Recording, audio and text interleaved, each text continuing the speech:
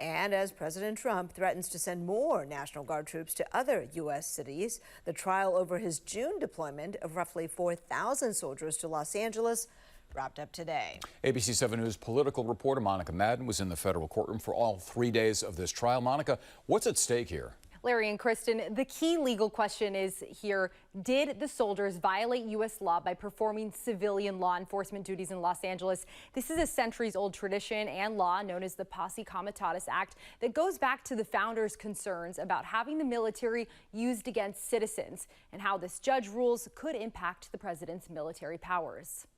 A hot bench in the final days of the Newsom versus Trump federal trial over the National Guard in L.A. U.S. District Judge Charles Breyer firing pointed questions to the U.S. Department of Justice.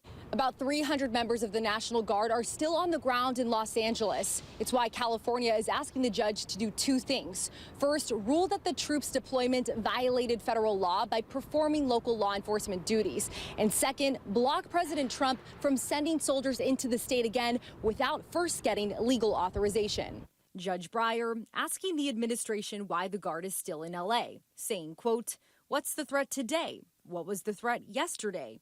It's the absence of any limits to the National Police Force. That's what I'm sitting here trying to figure out." In response, the DOJ saying, quote, "National Guard, Marines were serving a purely protective function. When military service members protect federal law enforcement officers, it's not a violation of the Posse Comitatus Act." California lawyers doubling down that troops violated the law, saying, quote, "The federal government has never before attempted to use the military in this manner, in such an egregious violation and disregard for the law." The trial ends as National Guard troops begin operations in D.C. after Trump ordered them to assist local police Monday. We're not going to lose our cities over this, and this will go further. The current situation is that President Trump has exerted his authority to send combat-ready troops into the civilian streets of a major city, and so far that's been permitted to happen. So in that sense, he's winning this issue of how broad is my executive authority? Legal experts say the outcome of this trial will have nationwide impacts. It's a very important issue for every American, which is when do we want to see military troops on the street and when don't we?